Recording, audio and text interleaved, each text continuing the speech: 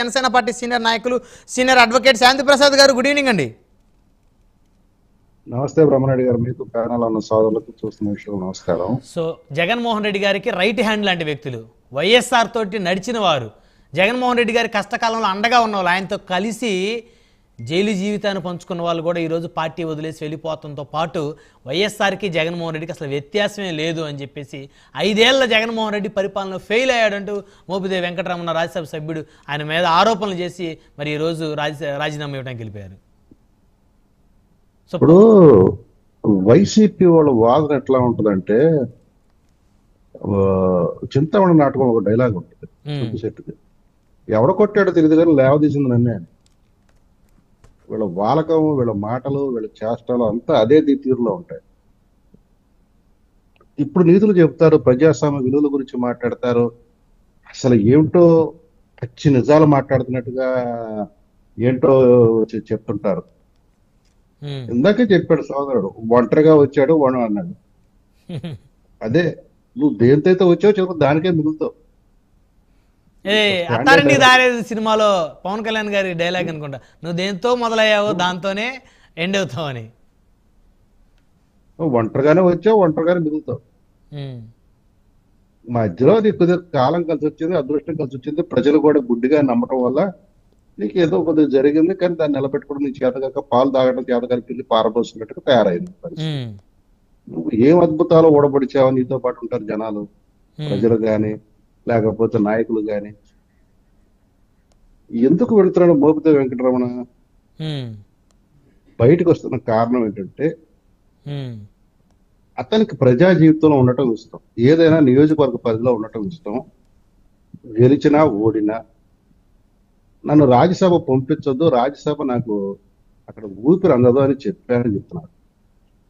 మరి పంపించారు బలవంతంగా, ఉండలేకపోతున్నాడు, వస్తున్నాడు. అతను యాక్చువల్గా ఏంటంటే బిఫోర్ ఎలక్షన్ వద్దాని అనుకున్నాడట.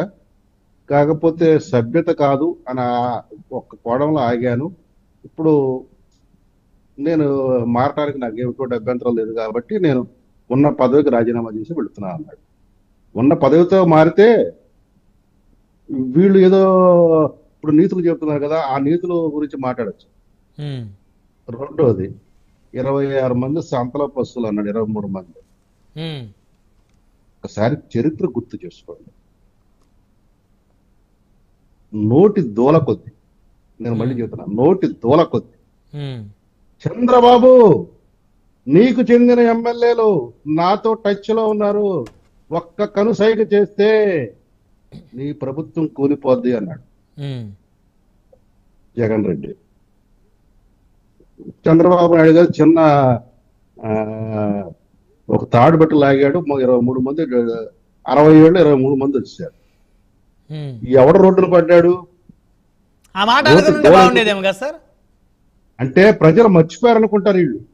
వీళ్ళు ఎంత మేధావులు తెలియగలవాడంటే అసలు ప్రజలకు ఏది గుర్తుండదు. మనం ఇప్పుడు ఏది చెప్తే అదే వాస్తవాలు. ఎవడు మాట్లాడమన్నాడు? ప్రజాస్వామ్య విలువలు, నాయకులు, పార్టీలకు అంకితాలు, రాద్ధాంతాలు గురించి ప్రవచించే వీళ్ళు ఎవడు నోటి దొల కొద్ది మాట్లాడమన్నాడు? నువ్వు మాట్లాడావు, నువ్వు నాశనం అయ్యావు. ఆ రోజు నుంచి నువ్వు రోడ్లు పడి తిరగడం మొదలుపెట్టావు, కుర్చీ యాత్ర మొదలుపెట్టావు. ఒక్క ఛాన్స్ అంటూ. కాదా? ఇది ప్రజలకు అందరూ తెలియదా? కాబట్టి నువ్వు దేనితో అయితే ఆడతావు దానికే నాశనం అవుతావు. ఇప్పుడు మనకు సామెత ఉంది కదా, పులి మీద స్వారీ చేస్తున్నాడు చివరికి పులికే బలవుతాడు అనేది. నువ్వు చేసిన విద్య అసలు నీకు చరిత్ర ఎక్కడది?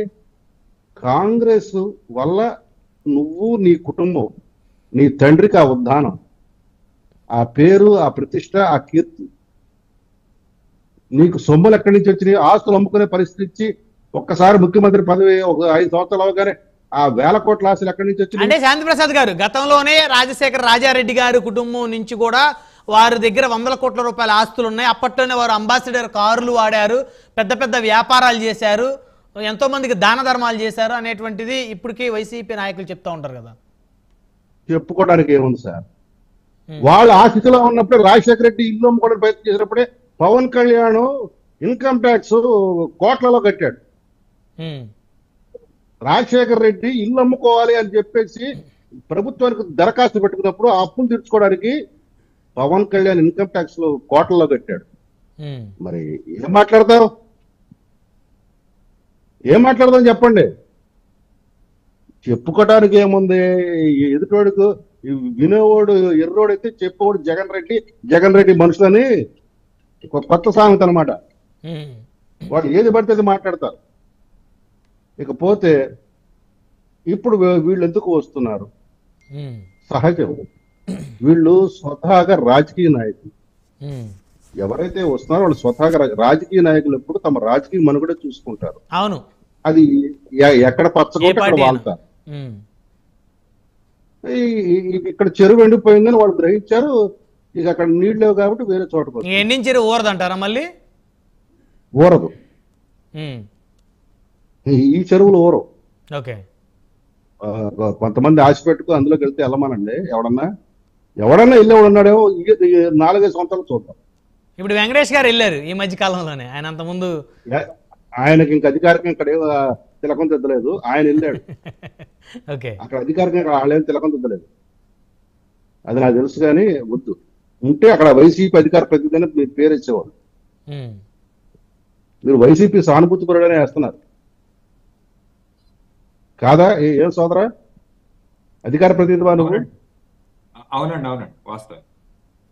ఎప్పుడు ఇచ్చే? Thank you very much.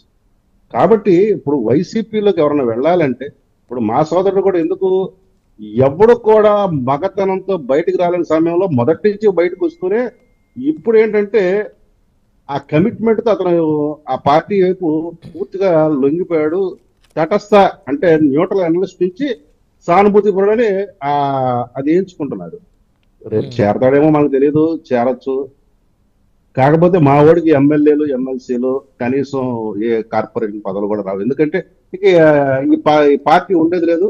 29కి వచ్చినప్పటికి నాకు తెలిసి అతను తిహార్ లో ఉంటాడా లేకపోతే చర్లపల్లి ఉంటాడు కూడా ఇక్కడ డిసైడ్ అవ్వలేదు. అది కూడా మొదలవుతుంది. డిసైడ్ అవ్వలేదండి. ఎవరు డిసైడ్ చేస్తారు సార్? అంటే అక్కడ రఘురామకృష్ణ పిటిషన్ సుప్రీంకోర్టులో పెండింగ్ లో ఉంది. ఓకే. ఇవన్నీ కూడా ఢిల్లీకి తరలించి అనుకోండి కోర్టు విచారణలో అక్కడ శిక్షణ పడితే అక్కడ తిహార్ జైలుకి పోవాలి. ఓకే. అదే ఇక్కడ ఉంటే ఇక్కడ చర్లపల్లికి పోతాడు. అంతకు మించి ఏముండదు. ఇకపోతే వీళ్ళ పార్టీలో ఎందుకు ఉండాలి? నువ్వు ఒక కారణం చెప్పు. నువ్వు కమిట్మెంట్ ఉన్న వాళ్ళని నువ్వు ఏమన్నా తెచ్చుకున్నావు సిద్ధాంత పరంగా నీ పార్టీ పట్ల ఆకర్షణ? అసలు నీ పార్టీకి ఒక సిద్ధాంతం ఉందా?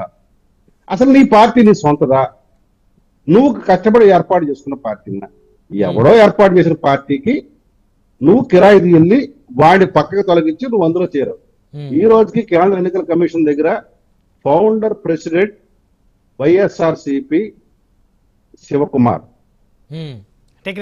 వైఎస్ టెక్నికల్ కదా ఇప్పుడు కదే ఉంటది. అంటే జగన్మోహన్ రెడ్డి గారిని చూసే ఓటేశారు, ఆయన చూసి ఆయన పార్టీ అధికారంలోకి వచ్చింది, ప్రతిపక్షంలోకి వచ్చిన ఆయన చూసే శివకుమార్ అనే పర్సన్ ఎవరికి తెలియదు కదా సార్. మీరు మళ్ళీ ఇటువంటి వాదం తేవద్దు. ఇప్పుడు వీళ్ళు ఏం కొత్త వాదం తీసుకొస్తారు చెప్ప? అక్కడ సోనియా గాంధీ మోహన్ చూసి వేయలేదు, ఆంధ్రాలో ఓట్లు ఇవన్నీ కూడా రాజశేఖర రెడ్డి మోహన్ చూసి ఓట్లు వేశారు కాబట్టి కాంగ్రెస్ పార్టీ కూడా రాజశేఖర రెడ్డి అంటారు. మీరు ఈ రకంగా మాట్లాడతాం మొదలు పెడితే అసలు అవకాశాలు ఇచ్చింది ఎవరు? రాజీవ్ గాంధీ, సోనియా గాంధీ. వాళ్ళకి ఆ స్థాయిలో ఉండటానికి. తర్వాత దాన్ని వాళ్ళు ఏం చేశారు అది ఒక చరిత్ర, దాని గురించి డిస్కషన్ కూడా అనవసరం. నీ దగ్గర నీతి లేదు, నిజాయితీ లేదు, నిబద్ధత లేదు, సిద్ధాంతం లేదు, ఒక రాద్ధాంతం లేదు.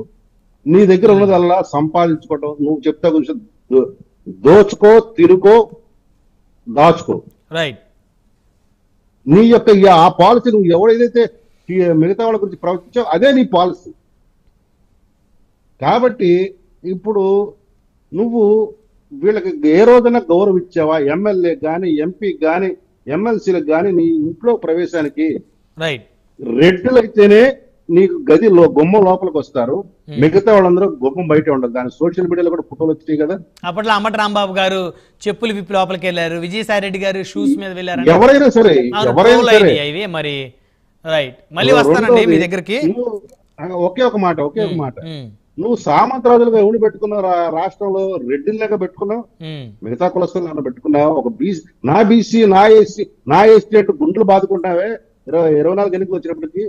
మరి 19 నుంచి 24 మధ్యలో నువ్వు ఏం చేసావు? నువ్వు పెట్టుకుంది రెడ్డిలేగా. Right right. మళ్ళీ వస్తాను శాంతిప్రసాద్ గారు. ఎన్నికలు వచ్చేటప్పటికేమో నా ఎస్సీ నా బీసీ నా ఎస్టీ. దానికి ఒక రెడ్డి గారు ఏమన్నాడు? వాళ్ళు నేను మాడు బాలు కొట్టారు, వీళ్ళు మాడు బాలు కొట్టారు, నీకు సరిపోయింది అన్నాడు. ఎవరు? వాళ్ళ ఇప్పుడు ప్రస్తుతం మాజీ ఎమ్మెల్యే. రైట్. మనతోటి గూడపాటి శ్రీనివాస్ గారు జాయిన్ అయ్యారు, రాష్ట్ర టీడీపీ కార్యదర్శి, సీనియర్ నాయకులు. గూడపాటి గారు, గుడ్ ఈవినింగ్ అండి. గుడ్ ఈవినింగ్ అండ్ ప్యానల్ లో ఉన్న మిత్రులందరికీ కూడా నమస్కారం. సో ఇక్కడ ప్రధానంగా గూడపాటి శ్రీనివాస్ గారు రేపల్ల నియోజకవర్గానికి చెందినటువంటి నాయకులు. సో ఇప్పుడు మోపిదేవి వెంకటరమణ గారు రేపల్లె